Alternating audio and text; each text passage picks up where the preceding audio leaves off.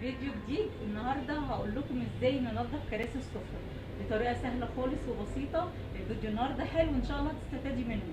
لو انت عندك شامبو، ما عندكيش شامبو يبقى تجيبي اي بوله عندك او بلاستيكه، هتحطي فيها ميه سخنه وهتحطي فيها رابسو، وهتاخدي الرغاوي بس وهتغسليه كويس. ما تنسيش بس اللايك والاشتراك في القناه وتسيبي لي كومنت حلو مني. هنسمي الله ونصلي على الرسول. اللهم صل وسلم وبارك على سيدنا محمد. شايفين المنظر عامل ازاي؟ لكن كل ده ان شاء الله هننضفوه، يعني بقى حبه حلوين هغسل بيه. مفيش عندك شامبو بتحطي رابسو من بتاع الغسالات العاديه خالص وبترجيه في ميه دافيه وبترجيها خشنه بالشكل ده كده وبتحطيها، بتاخدي بس الرغاوي. يعني انت بتعملي كده بتطلع لك رغاوي، بتاخدي الرغاوي وبتغسلي بيه. طيب عندك شامبو زي كده هتاخدي حبه وتحطيهم مباشره على الكرسي زي ما هعمل كده. بحطها كده اهي، تبداي تحطي كده،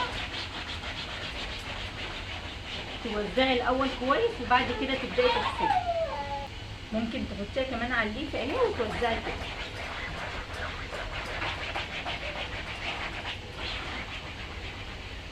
وبعد كده تبداي تغسلي. طيب انت عندك مكنسه، تبداي كده شايفه اهو بتنضف على طول. اهم حاجه تحطي الشاور او تحطي الرف.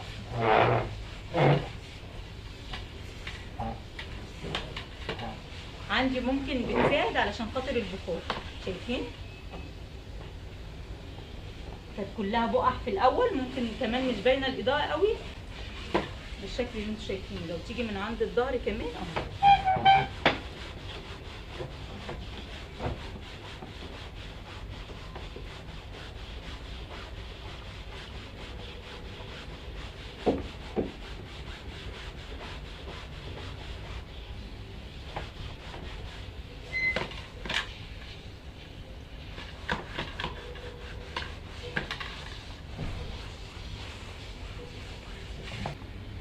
اهو شايفين كده من قريب البقع كانت باينه، لو مبلوله هتشوفي البقع فيها.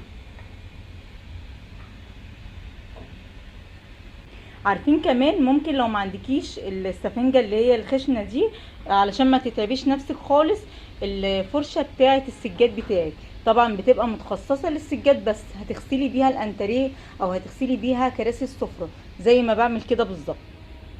بس اهم حاجه تكون الميه دافيه. مجرد ما هتاخدي الرغاوي هتبصي تلاقيه نضفهولك زي ما نضفت كده بالظبط. هخلص بقى الكراسي بتاعت السفره دي كلها وهوريها لكم بعد كده. يعني هما كرسيين بس او 3 كراسي اللي كانوا مبقعين زي ما شفتهم. اكتر كرسي جبتهولك كان فيه البقعه اللي هو الكرسي دوت.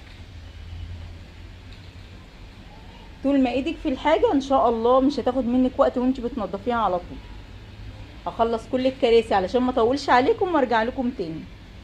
في هنا حاجه لفتت نظري، ممكن تقولوا القماش لما بيتبل مش بيبان فيه البقع، فهوريكي حاجه. هنا بليت الكرسي ده وانا ببله فشفت البقع باينه فيه، فده اللي لفت نظري ان اوريه لكم. بصي هنا الكرسي، هقرب لكم الاضاءه شويه اهو، شايفين مبلول. شوف الظهر مش مبلول، فرق اهوت، يعني الظهر كده مش مبلول وهنا الكرسي من تحت مبلول. شايفين البقع اللي فيه؟ ده الكرسي التاني اللي كله بقع. كان عندي الكرسيين دول اللي كانوا متبهدلين صراحه. شايفين بقى الكرسي التاني اهو مبلولين الاتنين. ده كده بعد ما اتبل واتغسل البقع مفيش اي بقع، نضف ورجع زي الفل. يلا هخلصهم كلهم وهرجع لكم لان لسه ما خلصتش كده. هقولك بعد ما اغسلهم بعمل فيهم ايه تاني. كده بعد ما خلصتهم كلهم، بعد ما قفلت معاكم الكاميرا حطيت عليه كله شاور لحد ما اوصل عندها تكون باشت. وبعد كده مسكتهم وغسلتهم كلهم. لو في بقعه حسيتي ان هي جامده شويه مش راضيه تطلع، حطي عليها الشامبو مباشره كده ودعكيها على طول، هتدعك معاكي او هتتغسل معاكي على طول.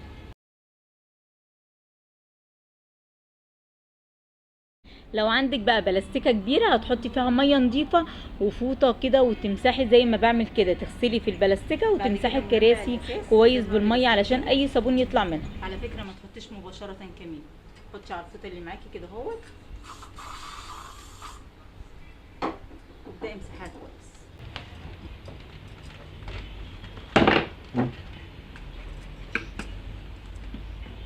الكرسي اللي يخلص بقى ارفعه على السفره على طول، عشان خاطر اللي داخل واللي طالع ما يحطش ايده عليه ويوسخهم تاني. هخلص بقى كله وهرجع لكم تاني. خلصتهم، ما اخدوش مني وقت خالص. لو انت ما عندكيش المكنسه انسي المكنسه خالص، زي ما قلت لك بالفرشه بتاعت السجاد وهتغسلي بيها، او لو عندك سفنجه خشنه زي اللي وريتها لك كده اغسلي بيها. غسلتهم ما اخدوش مني حاجه خالص. هتسيبوهم على السفره زي ما سبتهم. لو عندك بلكونه واسعه ممكن تطلعيهم في البلكونه، او بلاش خالص يعني انت سيبوهم زي ما هم كده. لو من بالليل هتقومي الصبح على طول هتلاقيهم ان شاء الله نشفوا. اغسليهم على طول، ما تسيبيهمش فيهم بقع. يعني كل ما بتسيبي حاجه مبقعه اكتر او البقع بتسيبيها بتكتر فيها بتمسك فيها وما بتتغسلش معاكي وبتتعبك بعد كده ما تغسلي الحاجه. اغسلي على طول حاجتك. ان شاء الله هعمل الانتريه هصوره لكم كمان. لو الفيديو عجبكم ما تنسينيش باللايك والشير والسبسكرايب عشان يوصلكم كل جديد. اشوفكم ان شاء الله في فيديو جديد. مع الف سلامه.